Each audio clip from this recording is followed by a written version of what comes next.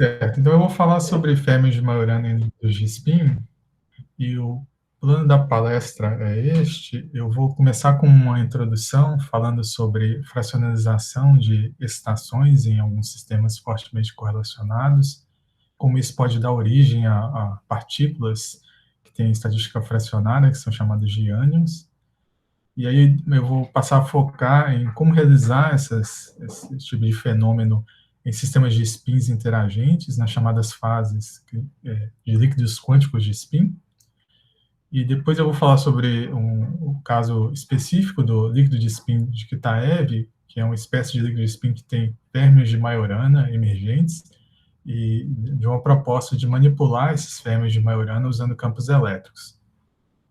Finalmente, se eu tiver tempo, eu vou falar de um trabalho mais recente, que a gente está terminando agora, é sobre tentar entender efeitos de estados de Majoranas localizados em defeitos lineares em certos materiais, sobre taxa de relaxação de spin.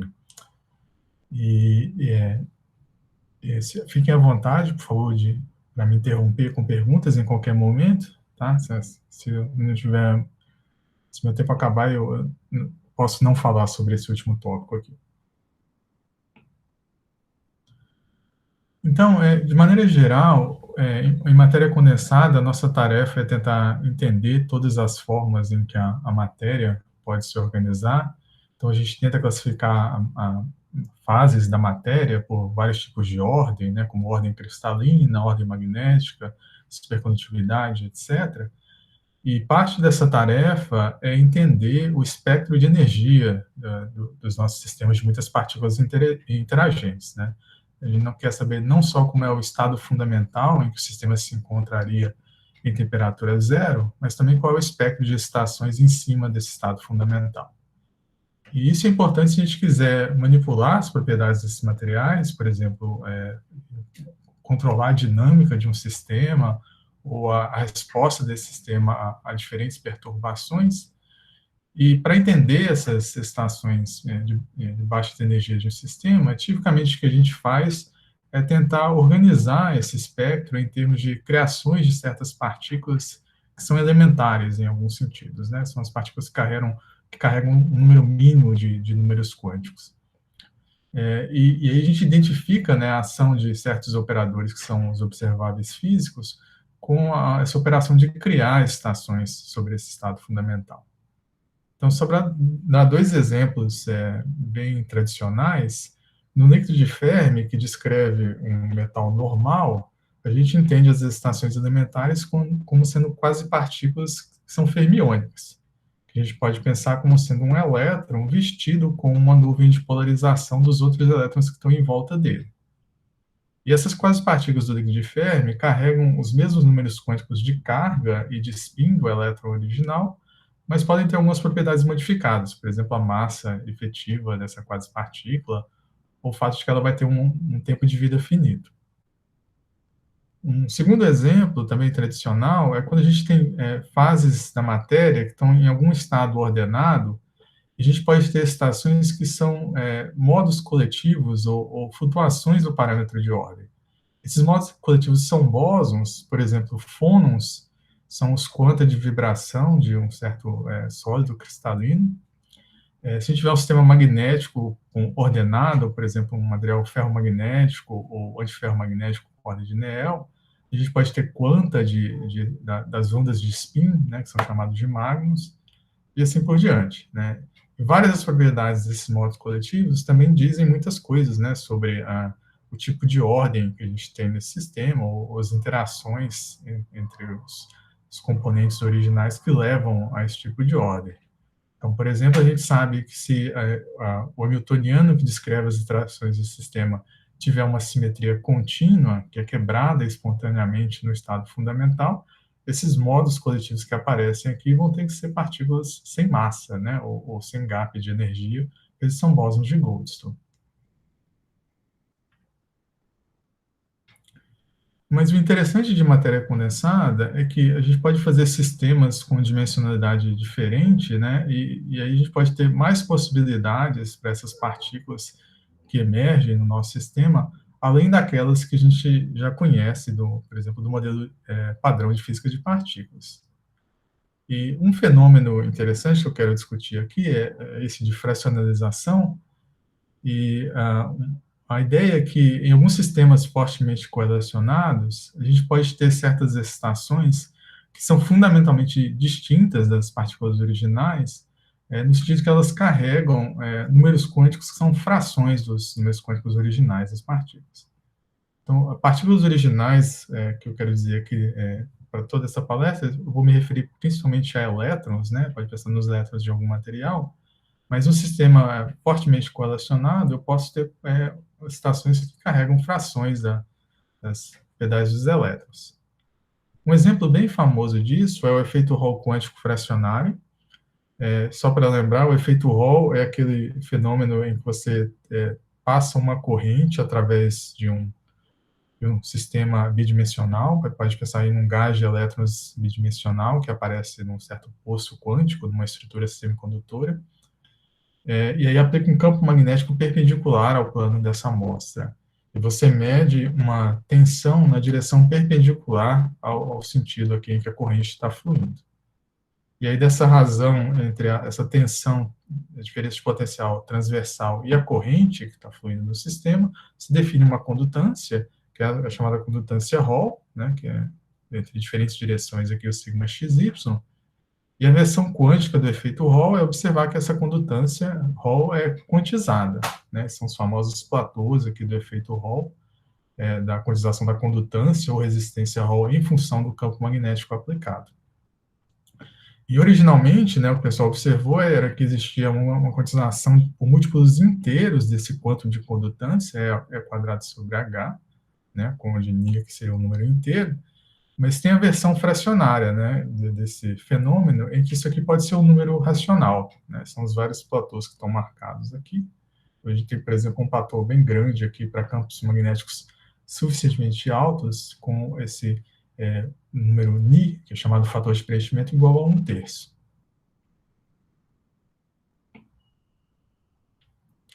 E o efeito Hall quântico inteiro, ele pode ser entendido em termos de elétrons não interagentes, é basicamente um problema de que você aplica o campo magnético e forma um certo conjunto de níveis de Landau, que você tem que preencher completamente, né, para obter essas fases com diferentes valores desse fator de preenchimento. Mas o efeito Hall quântico fracionário não pode ser entendido em termos de elétrons não interagentes. E a maneira como ele foi entendido originalmente foi pela proposta do Laughlin, né, de uma função de onda variacional, que revelou que as estações elementares do efeito Hall quântico fracionário carregam uma carga fracionária. Uma maneira de enxergar isso, que o Laughlin propôs, você pode pensar no experimento mental, em que você tem lá o seu sistema de efeito Hall quântico fracionário, né, em 2 dimensões. Então, tem um campo magnético aplicado já, mas você tenta inserir uma linha de fluxo magnético quantizado, esse φ0 aqui, numa certa posição dentro desse sistema. E aí dá para mostrar que o que essa linha de fluxo vai fazer, ela vai atrair uma certa densidade de carga aqui, para a vizinhança da linha de fluxo, que é igual à carga do elétron multiplicada pelo fator de preenchimento, que nesse caso vai ser o número racional. Nos estados, não inteiro, né, que no caso dos estados de Laughlin, os mais simples são dados por 1 dividido por um número ímpar. Por exemplo, 1/3, que eu apontei no slide anterior.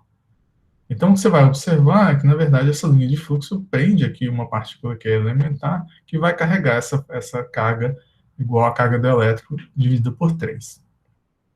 E essas estações no bulk ou no interior desse sistema de efeito Hall quântico fracionário, elas custam energia finita, nesse sentido elas têm gap, mas, ao mesmo tempo, essa fase tem uma propriedade interessante, que se você tiver um sistema aberto, né, com uma certa borda aqui, com condições abertas de contorno, na borda vão aparecer estados sem gap, que se propagam em certas direções, né? Então, por exemplo, nessa borda de baixo, eu tenho um estado que a gente chama de quiral, que vai se propagar para a direita, e na outra borda eu tenho um estado que propaga para a esquerda. Então, isso aqui já foi um primeiro exemplo do que hoje em dia é muito comum a gente chamar de fases topológicas da matéria, né, onde, de maneira geral, a gente tem um bulk com propriedades não triviais, que vai ter um gap, né, e, ao mesmo tempo, aparecem propriedades, uma física de baixas energias interessante na borda, que nesse caso é descrita aqui por esses estados de borda quirais. E, do mesmo jeito que as estações do Boole não são entendidas em termos de elétrons não interagentes, as estações na borda também têm que ser entendidas em termos de uma teoria interagente, que é um líquido de Luttinger quiral.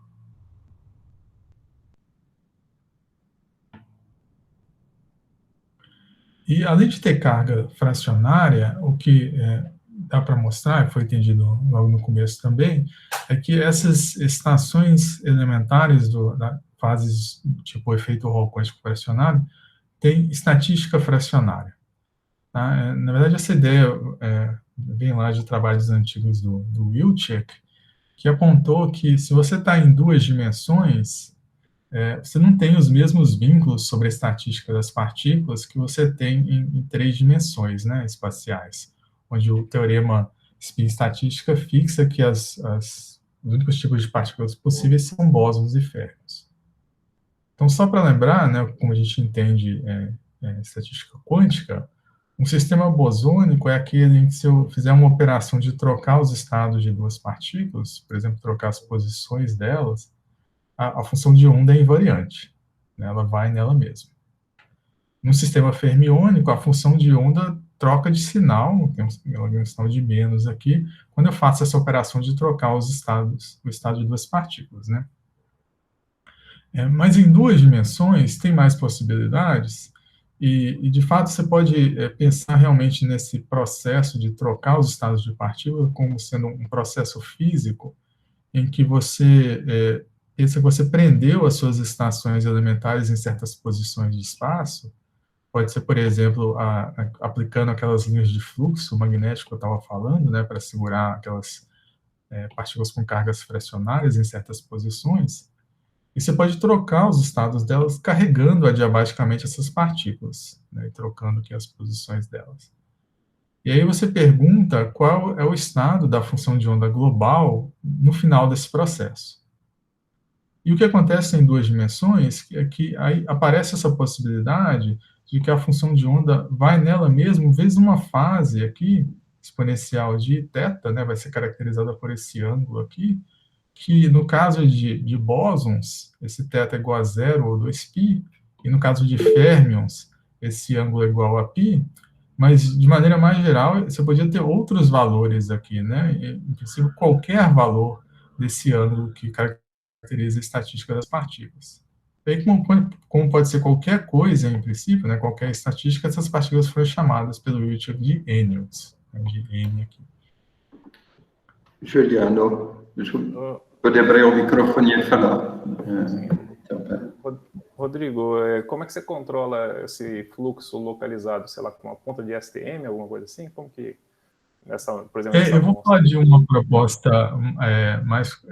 o que eu descrevi foi um experimento mental, né, coisa de teórico. Tem algumas maneiras de fazer isso. Se você está pensando em campo magnético, né, com uma linha de fluxo, você poderia pensar em... Idealmente seria um solenoide muito fino, né, que você põe ali em certa posição do espaço. Mas uma possibilidade, que eu vou falar mais para o final, é fazer isso com campos elétricos com pontas de STM. Eu vou chegar lá. Tá? Por enquanto, vamos só pensar assim, eu posso, em princípio, fazer esse tipo de coisa que eu estou descrevendo aqui. Certo? Na verdade, essa estatística aniônica, né, ou estatística fracionária, ela foi entendida logo no começo, lá nos anos 80, mas até recentemente não tinha demonstração experimental, justamente porque é difícil fazer isso, né, a pergunta do Juliano, de carregar essas partículas, né, criar em posições controladas e fazer essa troca. Mas no ano passado apareceram 2 experimentos que observaram essa fase aqui dos ânions, né, essa fase estatística, não fazendo isso que eu descrevi aqui, mas que não dava realmente para controlar a posição dessas partículas, mas você pode fazer isso, por exemplo, com medidas de transporte mesmo, transporte elétrico, porque a medida de corrente, né, como os elétrons se movem num certo dispositivo, pode ser afetada pela presença desses ânions. Então, essa figura aqui é desse segundo artigo, em que o pessoal construiu uma espécie de interferômetro de Fabry-Pérot, né, para elétrons, em que você pode passar uma corrente aqui que pode sair da fonte, né, chegar aqui no dreno diretamente, ou pode ficar dando um certo número de voltas aqui nesse interferômetro. E aí você pode ter um fluxo magnético através do dispositivo, e aí a partícula vai acumular uma fase, né, que depende desse campo magnético aplicado. E a corrente que você vai medir no final vai depender da interferência entre esses vários caminhos possíveis para o elétron. Mas, na verdade, além do campo magnético, pode acontecer de que você ter exatamente essas quase partículas presas, né, localizadas lá dentro desse dispositivo. Se elas estiverem lá, o que você vai observar é um desvio, né, do padrão de interferência nesse experimento. E isso foi observado assim, tá? Através de uma interferometria, evidência para ânions, um sistema de efeito Hall quântico fracionário, que nesse experimento foi exatamente o Ni igual a 1/3.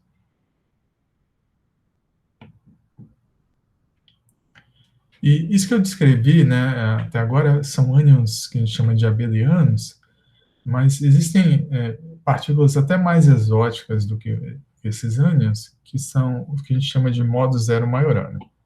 A ideia aqui é que, em certas fases, você pode ter certas partículas que são férmions de Majorana, que vão estar localizadas também em defeitos ou em bordas do sistema e que custam energia zero.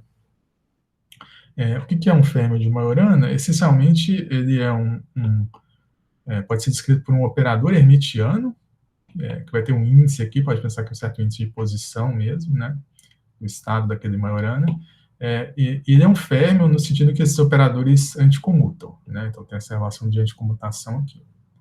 E o fato de que ele custa energia zero significa que esse operador comuta com o hamiltoniano. E essa primeira relação aqui, na verdade, né, a gente pode ler como o pessoal gosta de dizer, a afirmação de que a partícula é igual à sua própria antipartícula, né, que o processo de aniquilar é igual ao processo de criar essa partícula. E a ideia é que se você tiver um certo número desses modos de Majorana com energia zero, você pode combinar dois Majoranas para definir um estado de um férmion complexo, te dá um estado, dá para definir um espaço de Fock, assim, né, que cada dois Majoranas te dá um férmion complexo que tem um estado de número de ocupação igual a 0 ou 1. Isso vai ser um estado com energia zero que você pode ocupar ou não, né, sem custo energético. Isso vai gerar uma degenerescência do estado fundamental, né, na presença dessas estações, dessas partículas, que vai ser robusta contra perturbações, contra ruídos que vêm do acoplamento com o meio ambiente, porque essa degenerescência não pode ser levantada por nenhuma perturbação local quando esses Majoranas estão espacialmente separados. A gente diz que ela é protegida topologicamente, porque tipicamente isso aqui vai acontecer em alguma fase topologicamente não trivial, né, e essa degenerescência, né, que aparece nos defeitos é protegida por um invariante topológico dentro do interior desse material. Aí, onde que isso acontece? Então, um exemplo, o pessoal já conhece há algum tempo também, é que tem uma fase de efeito, pelo menos uma, né, que é mais estudada, de efeito Hall quântico fracionário, com o fator de preenchimento 5 meios, que pode ter esses modos zero Majorana, eles vão estar localizados em vórtices lá também. Eles podem aparecer em supercondutores topológicos bidimensionais, tem essa proposta de realizar esse tipo de sistema na interface entre um isolante topológico e um supercondutor, né? Então aqui você acoplaria o estado de superfície do isolante topológico com o supercondutor, aí isso vai abrir um gap e gerar uma fase, né, que vai ter esses modos zero Majorana, se você conseguir passar aqui uma linha de fluxo magnético através desse supercondutor. Aí vai ter um Majorana que é localizado ali. E talvez a versão mais famosa dessa história, né, que vocês já devem ter ouvido, é que esses modos zero Majorana aparecem na chamada cadeia de Kitaev, que é uma espécie de supercondutor topológico em uma dimensão, né, que está ilustrado aqui, onde você pode escrever os elétrons, né, que compõem dois Majoranas, e lá tem duas fases, uma que é trivial, que é essa de cima, e uma fase topológica, onde esses estados de Majorana aparecem nas bordas dessa cadeia né, e correspondem a um estado que custa energia zero.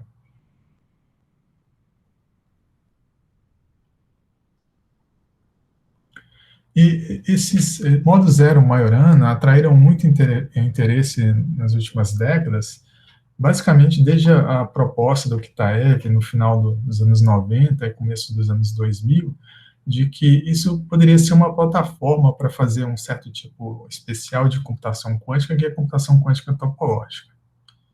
E a ideia é que esses modos zero Majorana são um tipo de ânions que a gente chama de não abelianos. O que isso quer dizer é que eu posso, pelo menos em princípio, né, fazer essa operação também, eu seguro os meus modos zero Majorana em certas posições de espaço e faço essa troca dos estados deles, e aí eu pergunto, né, qual é o efeito sobre o estado final. E o que acontece agora é que, como o estado vai ser degenerado na presença dessas partículas, quando você faz essa operação de trocar os estados das partículas, no final, a função de onda não precisa ser a mesma que você tinha antes, a mesma, quer dizer, a mesma vezes uma fase, mas, em geral, ela vai ser uma combinação linear ou uma superposição dos estados, né, das funções de onda que estão dentro desse subespaço degenerado. Isso significa que essa operação de trocar essas partículas carregando adiabaticamente, que a gente chama de braiding, né, pode pensar que isso aqui é a linha de tempo dessas partículas, enquanto você vai passando uma em torno da outra de diferentes maneiras. Isso implementa uma transformação unitária, né, na verdade, eu só estou como uma matriz dentro desse subespaço degenerado, e como é uma matriz, em geral, essas operações não comutam entre si, né? Depende da ordem que você faz isso, e por isso a gente diz que a estatística é não abeliana, e os ânions são não abelianos. Mais explicitamente, né, dá para mostrar que essa operação de trocar dois modos zero Majorana, com índice chamado de J, pode ser representada como uma transformação unitária, que eu posso escrever assim. Né? Então, você pode usar isso para implementar operações unitárias dentro desse seu sistema e, em princípio, também ler o estado quântico do sistema fazendo medidas, né, fundindo esses Majoranas para ver o que acontece, o que sai. E essa ideia, na verdade, tem sido percebida, né, a implementação com muito afinco, porque pode ser útil, né, para fazer computação quântica mesmo, que vai ser intrinsecamente protegida contra ruídos, né, ou tolerante a falhas. Protegida pelas propriedades topológicas do sistema. E a Microsoft tem colocado muito dinheiro nisso, né, então tem, por exemplo, o grupo do Charlie Marcus, na Dinamarca, tem propostas de como fazer essas operações de braiding com fios, né, esse seria um fio semicondutor revestido com supercondutor para realizar aquele modelo da cadeia de Kitaev que eu mencionei antes, que teria esses modos zero Majorana nas pontas, e tem propostas para como fazer esse braiding desses fios, né, trocando as posições dos Majoranas. E talvez vocês tenham ouvido falar também que recentemente teve esse artigo da Nature, que os autores tiveram que se retratar, porque eles tinham proposto evidências, né, no experimento de condutância através desses fios quânticos, que eram evidências de modo zero Majorana nesse sistema, que no final não é uma evidência muito rigorosa, né? Tem vários efeitos diferentes que podem produzir assinaturas parecidas com modo zero Majorana. Então, de certa forma, ainda é uma questão em aberto, verificar se eles existem mesmo, né, acumular evidências de que eles existem nesses sistemas. E aí o próximo passo seria começar a fazer esse tipo de coisa, né, braiding para fazer operações e aí começar a construir esses computadores quânticos topológicos. Então, de qualquer maneira, né, seria interessante também ter alternativas a diferentes plataformas ou sistemas físicos onde esses termos de Majorana podem aparecer. E além dessa ideia de pensar na aplicação para a computação quântica, é uma pergunta fundamental, né, de interesse físico mesmo, saber se essas partículas estão lá, né, se elas são realizadas nesse sistema de matéria condensada. Então, o que eu vou contar para vocês em seguida é outro tipo de sistema bem diferente desse, onde fêmeas de Majorana podem aparecer também.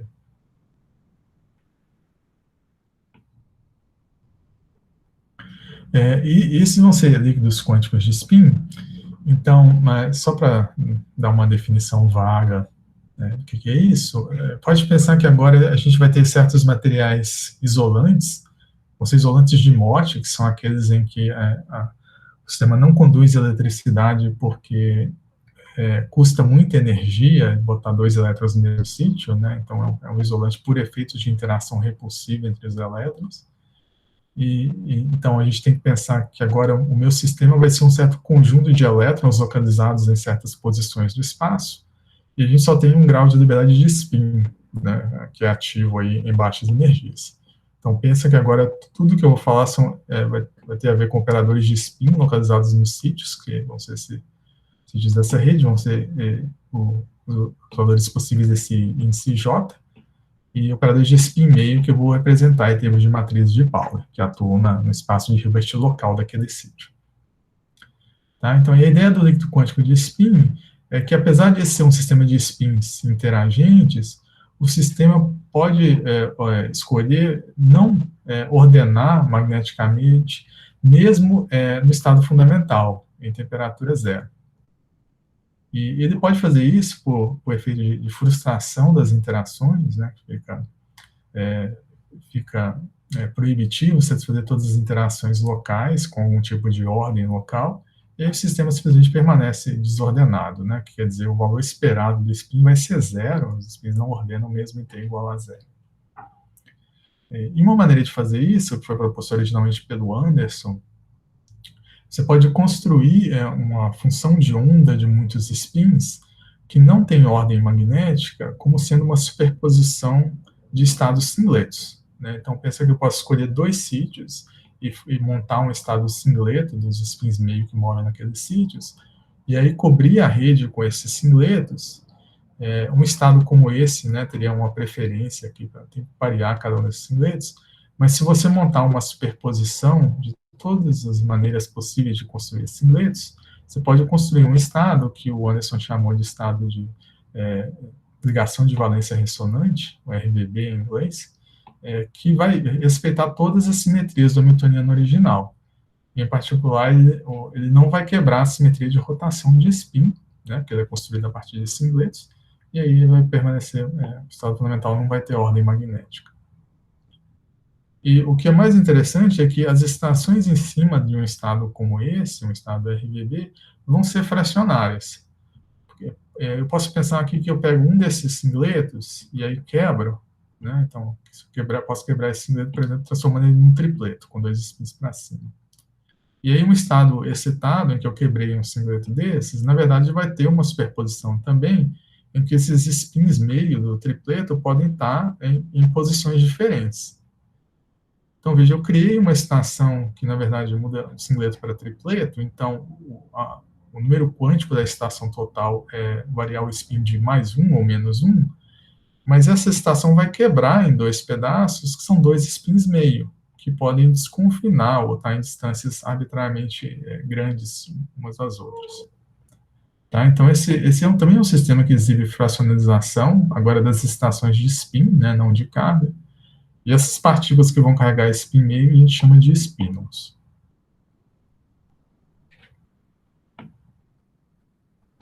Então, deixa eu dar um exemplo de um sistema, um hamiltoniano, que tem um estado fundamental que é um líquido de spin, e a gente sabe isso com certeza porque o modelo é exatamente solúvel. Esse é o código tórico proposto pelo Kitaev lá, nesse artigo publicado em 2003. E o código tórico é um hamiltoniano definido em termos de operadores de spin meio, então também vou usar a matriz de Pauli, com interações de 4 spins. Então ele é definido em termos de operadores que moram aqui, né? Os spins, você tem que pensar, eu tenho uma rede quadrada, mas os spins meio moram nas arestas dos quadrados aqui, que é no meio de cada uma dessas ligações. E aí eu defino operadores de 4 spins, são de 2 tipos. O primeiro, AS, é um operador que atua na estrela, que a gente chama, que é um vértice como esse. E aí você define o produto dos 4 sigma-x para os 4 sítios em torno desse vértice, ou em torno da estrela. E aí tem o operador BP, que é o operador que mora na plaqueta, E a plaqueta é um quadradinho desse, e você define o operador de plaqueta como sendo o produto das 4 σz's para esses sítios. E dá para construir um hamiltoniano em termos desses operadores, basicamente somar sobre todas as estrelas e plaquetas na rede, com uma certa constante de acoplamento aqui, que pode até ser diferente entre os dois termos. E, apesar de ter uma cara complicada, esse modelo é relativamente simples, porque dá para mostrar que todos os operadores que aparecem no hamiltoniano comutam entre si. Apesar de ter σx aqui e σz aqui, dá para encontrar um estado fundamental em que todas as plaquetas vão ter o seu autovalor igual a mais 1, e aí você minimiza a energia desse termo, e ao mesmo tempo todas as estrelas têm autovalor mais 1. Então, você satisfaz todas as interações do sistema. E as estações do código tórico também vão ser fracionárias, porque se eu aplicar um operador local, por exemplo, escolher um sítio aqui, e o que ele vai fazer é mudar o autovalor por exemplo, de 2 estrelas aqui, de mais 1 para menos 1, então ele excita 2 lugares ao mesmo tempo, né, 2 estrelas. E você pode separar essas estações também. E dá para mostrar que as estações do código tórico são ânions abelianos, elas têm uma estatística não trivial entre si. Na verdade, existem 2 tipos de estações aqui, que correspondem a estar a estrela ou a plaqueta. E, recentemente, esse ano teve 2 experimentos que fizeram a simulação do estado fundamental do código tórico. Um deles com um sistema de qubits supercondutores. Na verdade, isso foi feito com um computador quântico da Google, o Sycamore, o mesmo que foi usado para demonstrar a supremacia quântica, né? Na verdade, tem uma geometria que já é pronta para realizar o código tórico. E lá o pessoal, essa figura desse artigo, e lá o pessoal conseguia também criar essas estações e exatamente aplicando operações sobre os qubits, se consegue fazer exatamente isso, que é carregar uma estação em torno da outra e medir uma fase estatística que demonstra que essas partículas são ânions. E teve outro experimento com átomos frios, átomos de Rydberg, que também demonstrou, né, que dá para simular o estado fundamental do código tórico.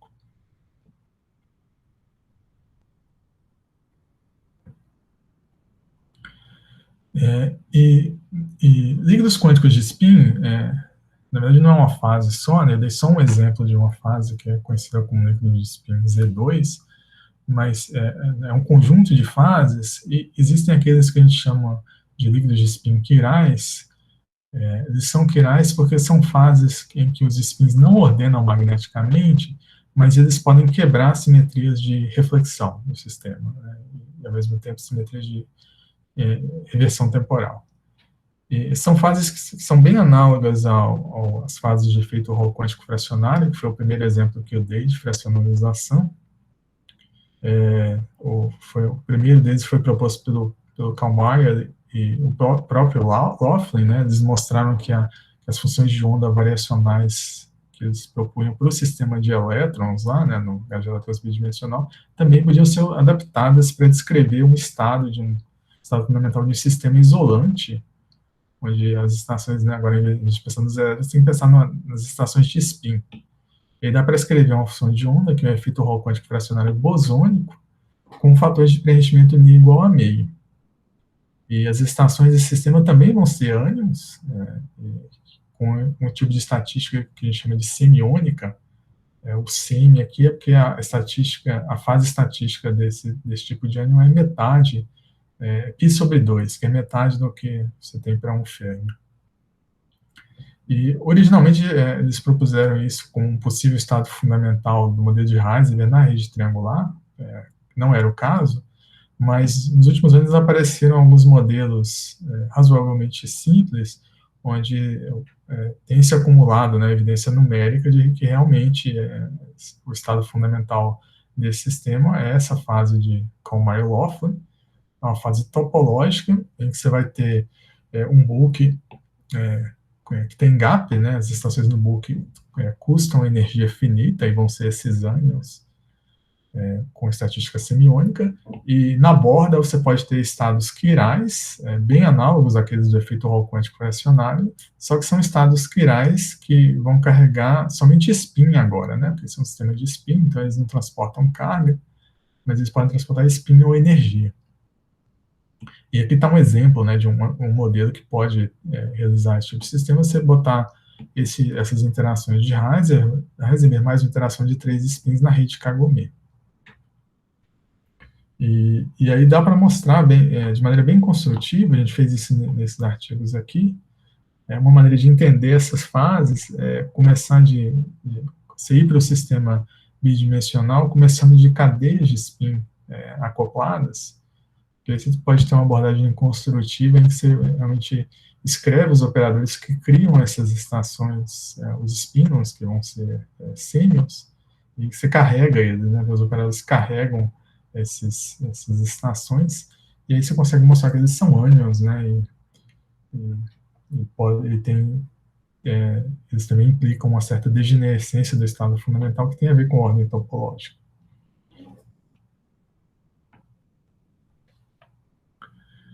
E agora eu queria focar num tipo de líquido de spin que vai ter os férmions de Majorana que eu prometi. Esse é o líquido de spin de Kitaev, que é definido por esse hamiltoniano aqui. Então, esse é um modelo definido para spins meio, por isso as matrizes de Pauli de novo, na rede hexagonal, e ele é tal que você coloca uma interação entre primeiros vizinhos na rede hexagonal, mas é uma interação que depende da ligação. Tá? Tem 3 tipos de ligação, que eu vou rotular aqui por x, y e z, vou escolher as 3 direções dos primeiros vizinhos de um dado sítio na rede. E o que você faz por exemplo, no link Z, nesses 2 sítios aqui, eu coloco uma interação tipo Ising, que acopla as matrizes de Pauli sigma Z. Só que nas outras direções, para os outros links, eu coloco as outras matrizes de Pauli, né? Então, sigma x no link X e a mesma coisa nos links Y. Aí, intuitivamente, o que isso faz é que se você olhar cada termo desse isoladamente, isso é tipo um modelo de Ising ferromagnético, então os elétrons, os spins gostariam de ordenar naquela direção, Z aqui no caso, mas se esse spin olha para as outras direções de espaço, o que ele enxerga é que os outros vizinhos dele gostam de outras direções de ordenamento, né, X ou Y. E aí, fisicamente, você pode esperar que esse spin não vai saber o que vai fazer, né, como ordenar, e ele pode optar por acabar não ordenando, e o estado fundamental pode ser um líquido quântico de spin. E isso, de fato, acontece porque esse modelo é exatamente solúvel por uma representação de férmions de Majorana, do operador de spin. Então, o que o Kitaev fez é que, na verdade, você pode mostrar que se você escrever esses operadores, as matrizes de Pauli, como sendo um bilinear de 2 férmions de Majorana, tá? Então aqui B e C são 2 Majoranas, isso aqui é uma representação da álgebra SU2, né? Você pode reproduzir os comutadores. E para fazer isso, você precisa, para cada spin meio, para cada espaço de Hilbert local, definir 4 sabores desses férmions de Majorana. Então, pense assim, que em cada sítio eu vou definir esses 4 Majoranas, tem um que é diferente, que eu vou chamar de C, e tem outros 3 que vão ser Bs, que eu vou botar um índice neles de x, y e z, que vai ter a ver com essas direções de espaço.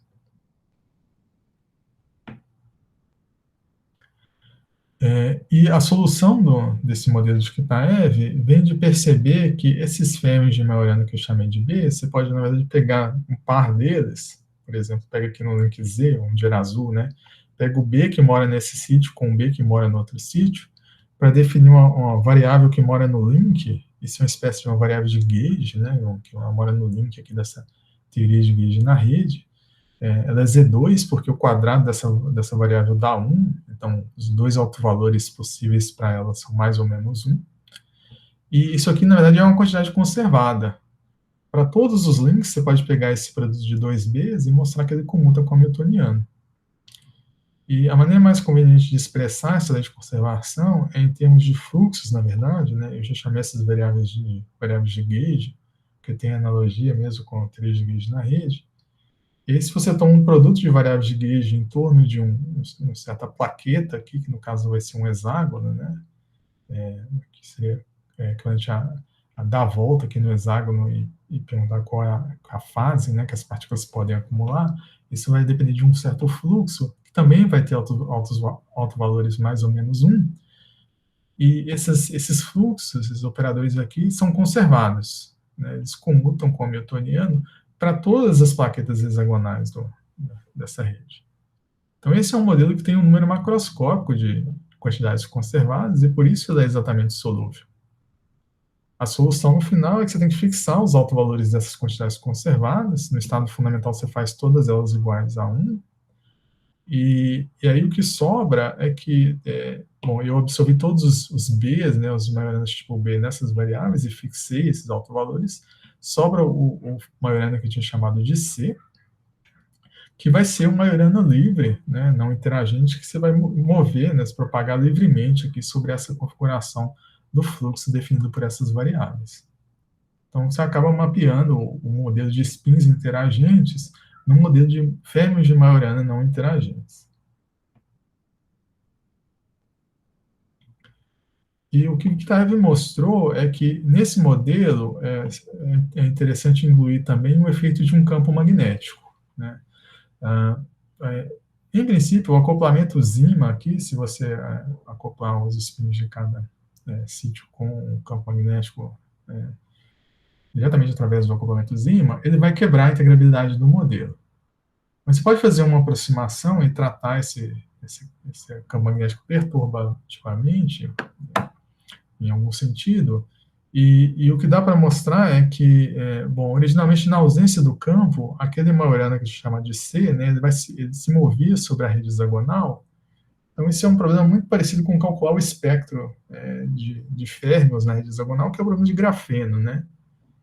E aí a solução lá é que em baixas energias o espectro tem um cone de Dirac aqui com a dispersão linear.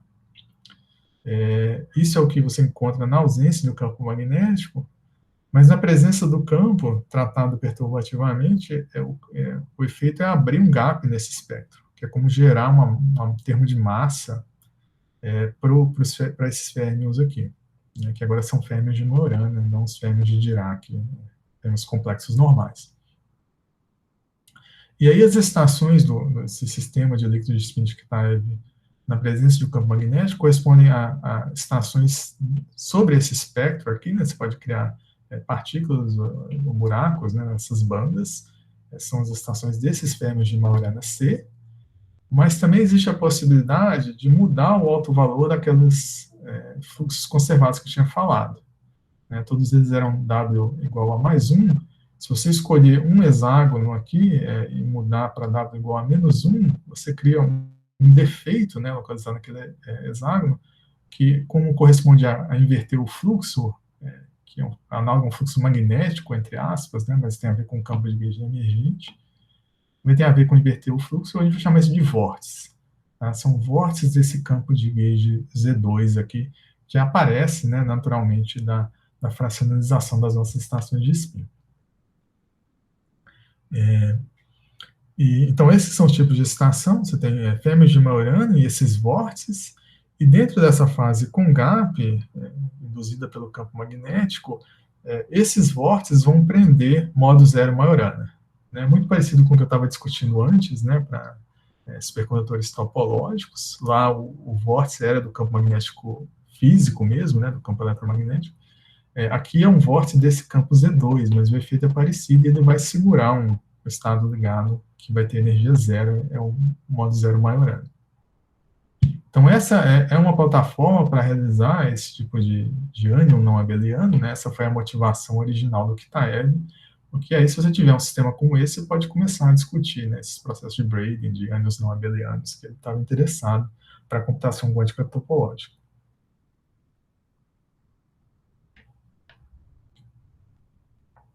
E esse foi um modelo proposto originalmente para entender isso, né, a presença desses ânions num modelo exatamente solúvel, mas o que o pessoal mostrou pouco depois, esse é o trabalho do Jacques e Caliuli, é que aquelas interações que a gente tinha postulado no hamiltoniano de Kitaev na verdade, podem ser realizadas em materiais reais, né, que, claro, é um problema sempre importante.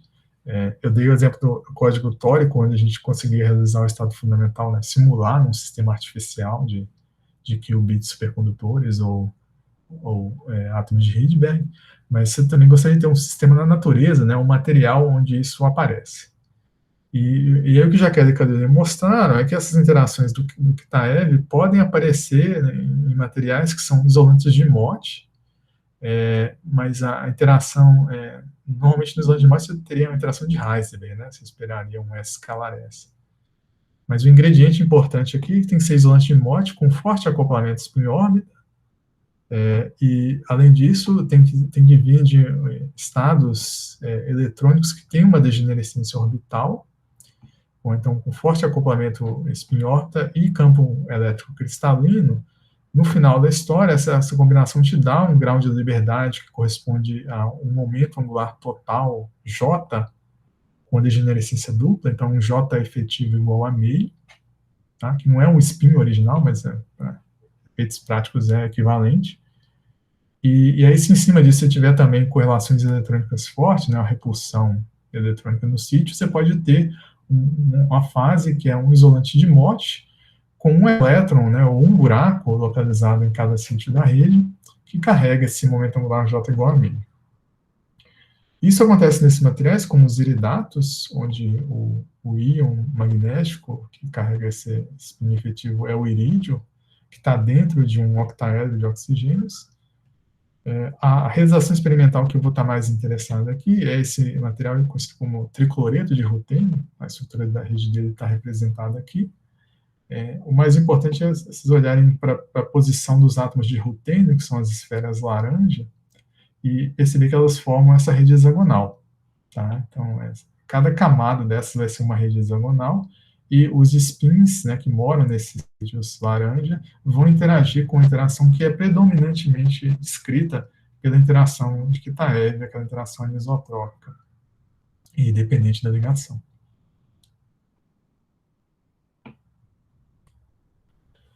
Predominantemente é importante, porque no sistema real, na verdade, existem perturbações, né? O newtoniano não é só a interação de Kitaev, na verdade aparece também a interação de Heisenberg e outras interações, e aí você deve perguntar, né, aquela fase de líquido spin de Kitaev vai sobreviver?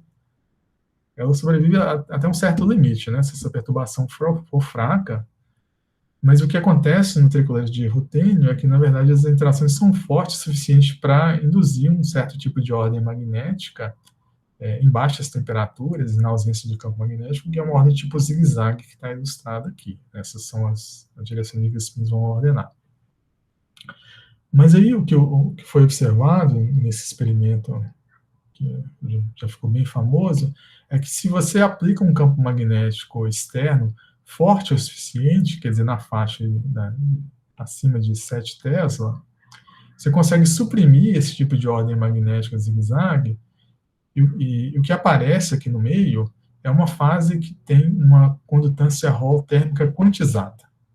Tá? Aqui no meio, porque se o campo magnético for muito forte, aí você vai para uma fase em que é paramagnética, né, trivial, os spins simplesmente alinham na direção do campo. Mas tem essa fase aqui no meio, em que o que eles observam é que se você medir transporte térmico, né, lembra que agora esse aqui é um material isolante, então o transporte elétrico é difícil, né, pelo menos muito complicado. Se você medir transporte térmico, você pode medir aí o análogo do que eu estava discutindo no começo, para o efeito Hall quântico fracionário. É só trocar diferença de potencial por diferença de temperatura e corrente elétrica por corrente de calor. Então, tem um efeito Hall térmico que corresponde a medir aqui uma diferença de temperatura na direção transversal à direção em que a corrente está fluindo. A corrente de calor. Né? E aí a previsão é que, se você tiver essa fase de líquido spin de Kitaev no campo magnético, que tem uma fase topológica com fermions de Majorana, essa condutância Hall térmica devia ser quantizada e ela vai estar associada aos estados de borda quirais, que são majoranas que se propagam na borda aqui do sistema. E essa condutância ela é quantizada de tal maneira que essa condutância O, que é kappa XY, não sei se dá para ler aqui, dividido pela temperatura, ela tem um valor que, em unidades apropriadas, é exatamente igual a meio do quantum de condutância térmica. Meio aqui, esse meio, na verdade, vem do fato de que a estação que está carregando calor, transportando calor aqui, é um férmio de uma urana. Esse meio tem a ver com os especialistas, com a carga central da teoria conforme de campos que descreve esse Maurana de borda quiral aqui. Tá? Então, foi isso que foi observado nesse experimento, que essa condutância, você vê um platô aqui, né, numa certa faixa de temperatura, em que essa condutância parece que está quantizada em torno desse valor de meio. Isso foi interpretado como uma evidência de que seria férmio de Maurana nesse sistema. E aí, por causa disso, o pessoal começou a levar mais a sério a possibilidade de que esse sistema seria uma possível realização de férmio de Maurana, né, num líquido quântico de spin. E aí surge a questão, né, como é que você vai manipular esses modos zero Majorana se eles estiverem realmente lá, né, fazer essa operação de Braylen. E aí a gente começou a pensar nessa possibilidade de fazer isso eletricamente, porque aplicar campos elétricos locais é mais fácil do que aplicar linhas de fluxo magnético locais. Isso parece estranho à primeira vista, porque se você está falando de isolantes, né, e normalmente você pensa que isolantes não vão ter uma resposta elétrica, mas é um fato um pouco conhecido que, na verdade, eles têm, e isso tem a ver com o fato de que as flutuações quânticas podem gerar uma certa polarização de carga elétrica. Para entender isso, vou só lembrar vocês de que no isolante de Mott a gente tem um elétron por sítio, né, mas se esses elétrons estão parados num dado sítio, eles não conversam entre si, né, não teria interação. A interação de Heisenberg, que a gente normalmente escreve, vem de um processo virtual, e você considera que o elétron tem que pular aqui para um sítio vizinho, né? Quando tem dois elétrons no mesmo sítio, eles interagem por uma repulsão eletrônica U, que é grande, né? Então isso só pode acontecer com um processo virtual. E depois ele volta, né, o mesmo elétron, outro diferente, volta para o sítio, e você volta para esse subespaço de baixas energias. E o resultado disso é produzir um hamiltoniano efetivo nesse subespaço, que é justamente a interação de Heisenberg, que é expressa em termos de operadores de spin. E aí, o que é pouco conhecido é que, na verdade, isso também funciona para qualquer operador, e esse tipo de processo virtual pode gerar uma correção para o operador densidade eletrônico, né? Eu posso escrever isso aqui assim. A operador densidade, em geral, no isolante ele teria um valor esperado igual a 1, né, um elétron por sítio, mas pode ter uma correção aqui que eu posso expressar em termos de operadores de spin, com um operador efetivo que é gerado por teoria de perturbação nesses processos de Hopf. Só que esse operador, né, vai aparecer só em terceira ordem de teoria de perturbação, é diferente do que a gente faz no newtoniano aqui, que aparece em segunda ordem. E aí a polarização, né, essa correção aqui, o desvio da carga em cada sítio, vai depender das correlações de spin em torno de triângulos, dada por esse, que era para ser U ao quadrado, está faltando, vai depender das correlações de spin, né, em cada uma dessas ligações. Então, por exemplo, se você está interessado na densidade de carga nesse sítio aqui, mas você tem uma ligação entre os outros dois sítios que é mais forte, né, isso aqui vai dar uma diferença aqui essa combinação linear vai dar um negócio que é diferente de zero, isso pode produzir um acúmulo de carga nesse sítio, né, que corresponde a um momento de dipolo elétrico aqui, mais uma densidade eletrônica maior nesse sítio do que nos dois sítios de baixo, né, um dipolo elétrico que é induzido aqui por essas correlações de spin. E aí o que a gente fez foi basicamente aplicar essa ideia para o líquido de spin de Kitaev. O que você tem que fazer é voltar, né, para o modelo de Hubbard, que é o nosso ponto de partida, que nesse caso é um pouco mais complicado, é o que a gente chama de Hubbard-Kanamori, porque ele tem que incluir essa degenerescência orbital em cada sítio. O Hopf depende do orbital, ela disse que tem que incluir a covariância de Hund e a covariância de spin-órbita. Mas no final da história, a ideia é parecida. Você pode demonstrar que se você tiver um sistema com correlações de spin não homogêneas, essa diferença que vai dar diferença de zero, você pode ter acúmulo de carga né, uma distribuição de carga não trivial dentro desse sistema que é um isolante de Mott. E isso pode acontecer, por exemplo, se tiver uma dessas estações, um certo hexágono aqui, que é um vórtice, porque o vórtice vai modificar as correlações de spin em torno dele. E por causa disso, isso vai induzir aqui uma densidade de carga que a gente pode tentar detectar eletricamente. E o modelo de Kitaev tem essa vantagem de que ele é exatamente solúvel, né? Então essas correlações de spin podem ser calculadas exatamente.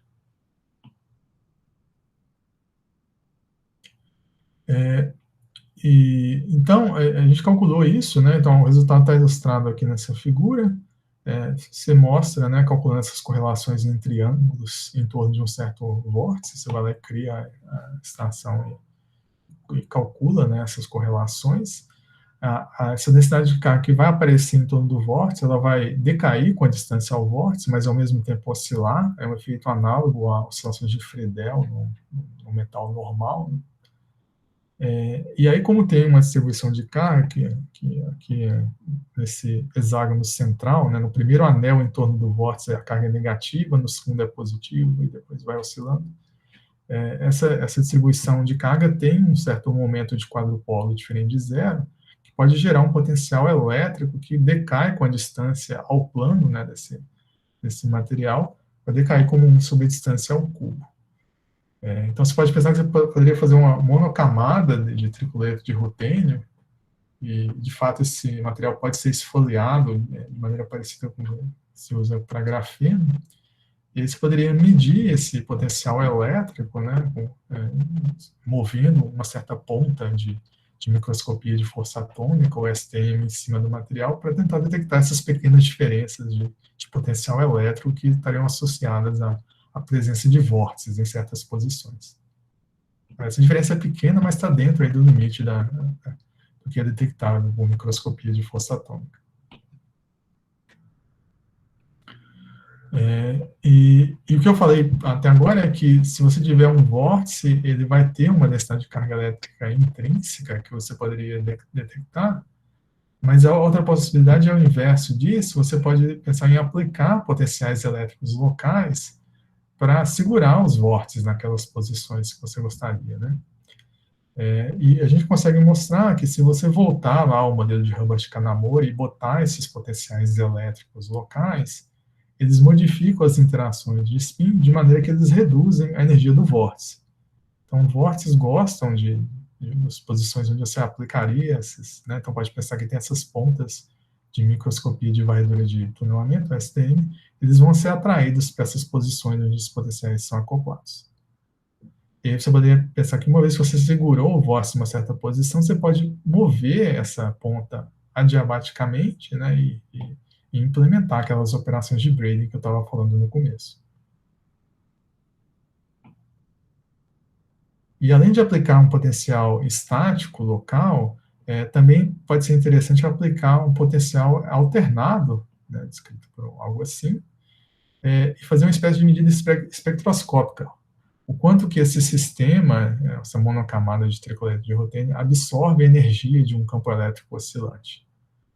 Isso a gente pode calcular porque esse potencial alternado vai acoplar com o operador de carga efetivo, que é escrito em termos de operadores de spin, né? Você faz uma conta tipo teoria de perturbação dependente do tempo, tipo regra de Fourier de Fermi, para calcular essa taxa de absorção de energia. E a gente mostra que essa taxa de absorção de energia depende da presença desses vórtices.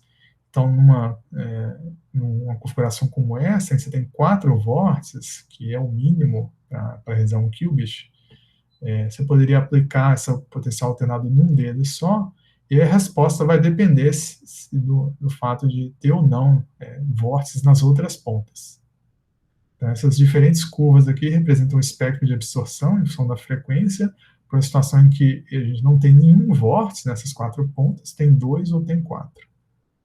E o mais interessante delas é, quando tem 4 vórtices, a gente tem um modo zero Majorana, que vai ter energia zero quando esses vórtices estão muito afastados, mas se você trouxer esses vórtices para próximo um do outro, né, você vai levantar a degenerescência dos estados, você poderia medir um espectro aqui, um pico em baixas energias, que é uma assinatura da presença desse estado ligado de tipo modo zero Majorana. Então, isso seria uma forma de detectar espectroscopicamente a presença desse vórtice, né, que prende esse seu ânion não abeliano. Bom, já passei do meu tempo, então eu vou pular aqui. Como eu tinha antecipado, eu não vou conseguir falar do último tópico. Mas podem perguntar se quiserem, claro. Então, só para concluir,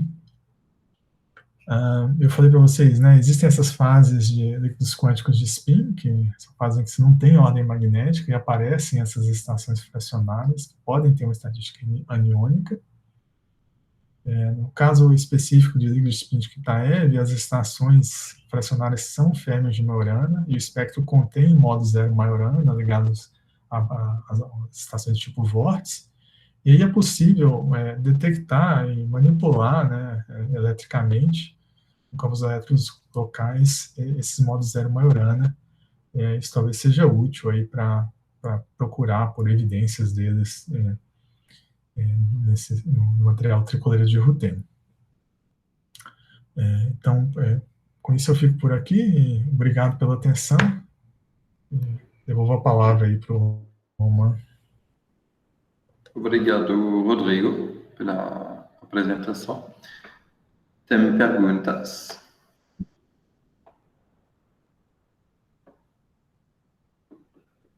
Eu tenho uma pergunta, bom, eu não sou muito da área, mas então é uma pergunta bem geral, mas é que eu acho interessante, às vezes, apresentações dessa parte de sistema de hamiltonianos de estado sólido e etc. Alguns hamiltonianos são bem complexos, parecem às vezes até um pouco um jogo, então esse hamiltoniano de Kitaev eu nunca tinha visto ele, eu tinha ouvido falar, mas nunca tinha visto ele escrito. E parece que não as aplicações, mas as medidas, então muitas são feitas em sistemas de átomos frios, então tudo isso é recente, ou materiais, mas coisas recentes também. A história desses hamiltonianos, então eles aparecem como, vamos dizer, não sei, buscas teóricas puras, sem ligação com materiais, ou historicamente eles já vêm em alguma investigação de um material? Porque parece que as investigações experimentais são mais recentes, né? Ou não sei. Sim. Então, tem os dois lados, né? Nesse exemplo específico do Kitaev, ele escreveu o hamiltoniano porque ele sabia que ia dar para resolver por essa representação de Fermi de Majorana. Então, ele foi construído com essa motivação de ser um modelo exatamente solúvel que tem um espectro com ânions não abelianos. O próprio Kitaev não estava muito interessado, até onde eu entendo, com a realização. Acho que estava, né? Acho que no fim você sempre está, mas não pensava muito no material. Mas aí existe também esse lado mais de ciência de materiais, né? Você vai pensar num material específico, e aí você entende quais são as interações mais importantes para ele. Então, por exemplo, no tricoleiro de rutênio, a gente sabe que o que é o íon magnético é rutênio, você sabe mais ou menos, né, os níveis atômicos do rutênio, qual é a distribuição eletrônica, então você sabe os graus de liberdade, e aí você pode escrever um modelo de Hubbard e deduzir, né, qual seria o hamiltoniano de spin efetivo para aquele certo material, né, que nem a gente, às vezes, no caso mais tradicional, você pegaria, por exemplo, cupratos, né, você sabe que o íon cobre, e você acaba deduzindo um modelo de Heisenberg para cupratos. Então, você pode vir desse lado também. Isso foi o que o Jacquet e Cadedo fizeram, né, eles perceberam que se você escrever lá um certo modelo tipo Hubbard para esses materiais que têm íons magnéticos dentro de octaedros, e considerar os processos virtuais, mesmo que o elétron sai daqui, passa por um certo íon para chegar no outro íon, certos caminhos de troca, você deduz esse hamiltoniano de spin, que é exatamente a interação do Kitaev. E aí, acho que esse é um caso bem sucedido, né? Eu ainda acho impressionante que a interação de Kitaev aparece nesse tipo de sistema, mas é claro, né? Tem muitos modelos teóricos que a gente gosta muito também, pela física interessante que sai, que não consegue realizar em matéria condensada. Aí átomos frios são essenciais para isso, né? Você tem muito mais flexibilidade e controle sobre o seu sistema para fazer essa engenharia de hamiltonianos.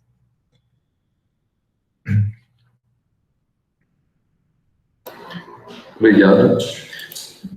Emanuel, você tinha uma pergunta.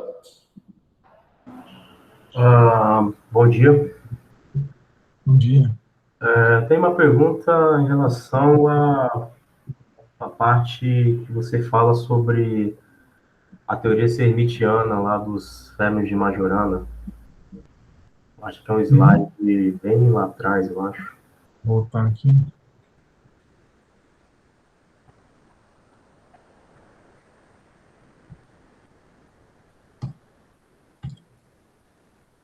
Este? Eu acho que sim. É isso aí. Porque hoje a gente está vendo muitos trabalhos em relação a sistemas não hermitianos, pseudo-hermitianos.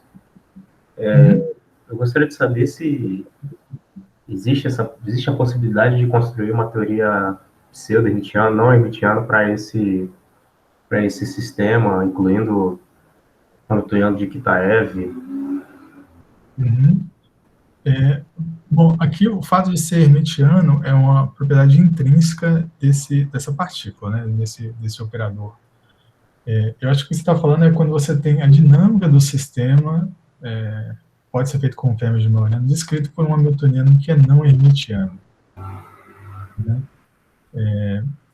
Então, eu sei que tem tido muito interesse nisso, porque quando você permite uma dinâmica não hermitiana, você abre toda uma classe de novas fases, inclusive fases topológicas. Isso. Né? Então, toda essa classificação que o pessoal tinha feito para esses supercondutores topológicos, 2D ou 1D, como eu tinha falado aqui, ela tem que ser generalizada para esse caso. Né? E aí aparecem outros efeitos, você provavelmente sabe, né? Tem tipo skin effect, que o pessoal tem estudado em modelos tipo SSH, né? Tem fase topológica em uma dimensão, você coloca um termo que quebra a identidade do hamiltoniano e aparecem novos efeitos. Eu não sei se tem já algum trabalho sobre líquido de spin de Kitaev, né, tentar generalizar, ou qualquer líquido de spin, na verdade, para hamiltonianos não hermitianos. Me fizeram essa pergunta recentemente, eu não sabia, continuo não sabendo, ainda não vi nenhum exemplo. Eu pergunto isso aí pelo seguinte motivo, porque eu acho que, assim, talvez uma possibilidade seria, talvez, fazer uma engenharia para tentar simular um hamiltoniano. Você pega um sistema atômico e com alguns lasers, com alguns níveis atômicos, você consegue engenheirar, chegar num modelo próximo. Sim. Talvez esse seja um caminho, mas essa é uma coisa que eu pensei rápido, assim, não sei se é possível. Sim, eu acho que faz sentido, né? Você podia fazer um sistema aberto, que aí vai ter esses processos que correspondem a essa dinâmica não hermitiana, e ver o que isso muda, né, nessa fenomenologia de líquido spin de Kitaev.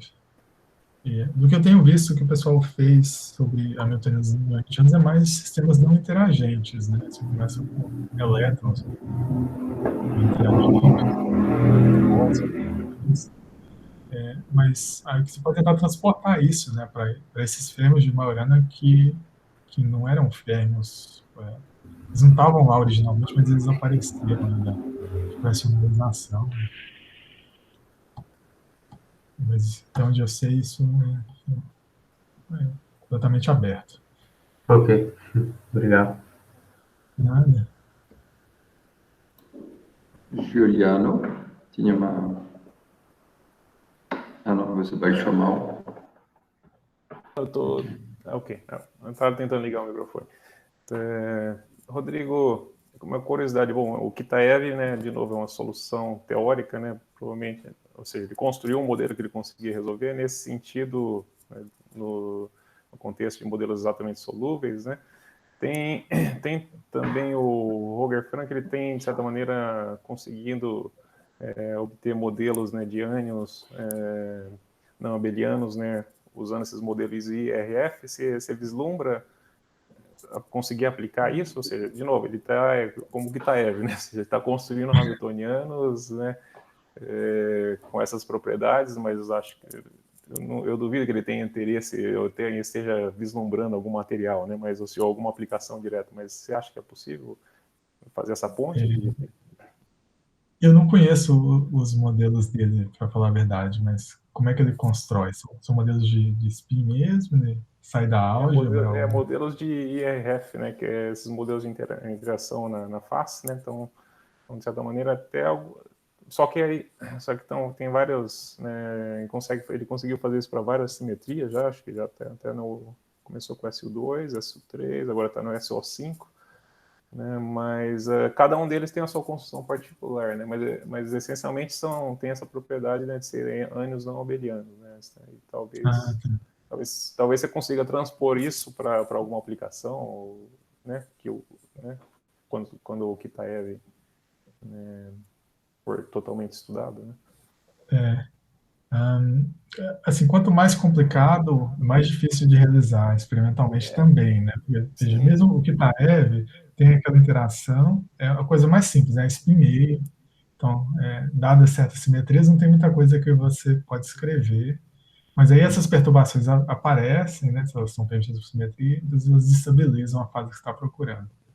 Aí, tipo, quando você vai para sistemas mais complicados, com mais grau de liberdade, o Hamiltoniano fica mais artificial, né? Você precisa ajustar mais forças de acoplamento. Enquanto tem spin meio na jogada, fica fácil. Fica bom de achar os sistemas, né? Aí começou a aumentar o grau de liberdade. Tá. Aí talvez, nesse sentido, para realizar esses modelos, realmente você não deve procurar por materiais por sistemas artificiais, né? Como átomos frios mesmo. Tipo, ao invés de tentar realizar o Hamiltoniano, você procura realizar o estado, né, fundamental, simular ele mesmo direto no sistema, onde você tem um controle sobre esses graus de liberdade locais, né? Que nem aqueles exemplos com qubits ou átomos de Rydberg.